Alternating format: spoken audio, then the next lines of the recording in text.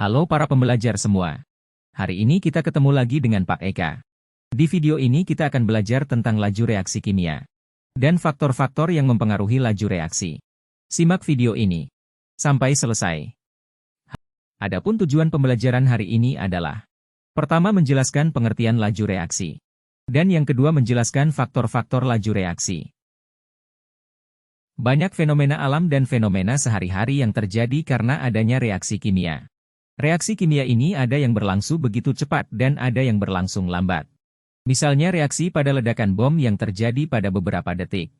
Reaksi nyala kembang api yang begitu cepat dan reaksi pada saat menyalakan kompor terjadi pertemuan gas dan percikan api dari pemantik. Ini adalah contoh reaksi yang berlangsung begitu cepat. Sedangkan proses yang terjadi pada berkaratnya besi dan reaksi pada pembusukan buah memerlukan waktu yang relatif lama merupakan contoh yang berlangsung lambat. Cepat lambatnya reaksi kimia inilah yang dikenal dengan laju reaksi. Kita akan bahas lebih lanjut tentang hal ini. Berikut ini pengertian laju reaksi.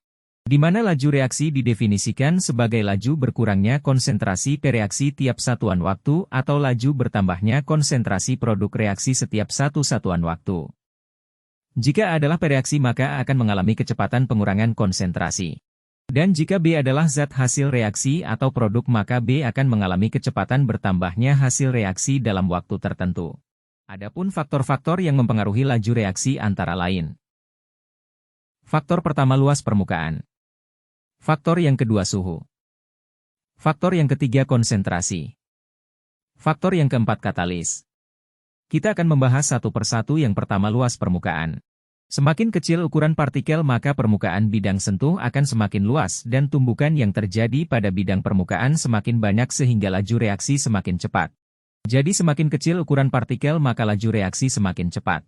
Sebagai contohnya, jika kita masukkan langsung satu bongkah gula berbentuk bulat itu ke dalam air, pasti lebih susah larut dibandingkan kalau gula itu sudah kita potong kecil-kecil dulu.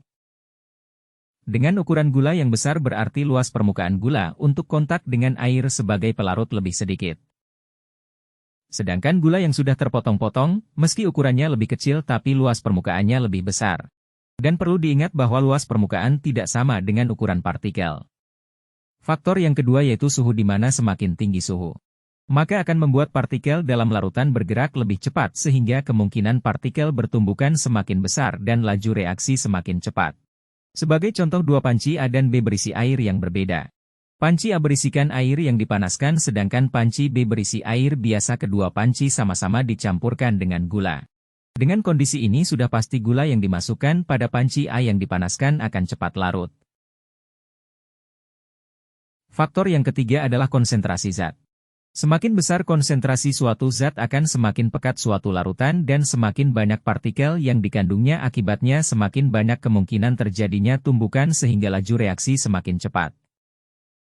Contohnya pada suatu ruangan kelas ukuran normal ada 50 orang siswa, di kelas lain yang berukuran sama hanya berisi 10 orang. Apabila di kedua kelas itu semua siswa bergerak, di kelas mana lebih memungkinkan terjadinya tabrakan? Ya benar, sudah pasti kelas yang berisi 50 orang. Begitu juga suatu larutan yang memiliki lebih banyak partikel atau larutan berkonsentrasi tinggi. Tumbukan akan lebih banyak terjadi sehingga reaksi akan berjalan lebih cepat. Begitu juga sebaliknya pada larutan dengan konsentrasi rendah terdapat lebih sedikit partikel. Kemungkinan terjadinya tumbukan lebih rendah sehingga reaksi berjalan lambat. Faktor yang keempat adalah katalis, yaitu zat yang ditambahkan ke dalam reaksi yang berfungsi untuk mempercepat laju reaksi dengan cara menurunkan energi aktivasi. Energi aktivasi ini adalah energi minimum yang harus dimiliki agar suatu reaksi kimia dapat terjadi. Demikian video pembelajaran laju reaksi dan faktor-faktor yang mempengaruhi. Selamat belajar!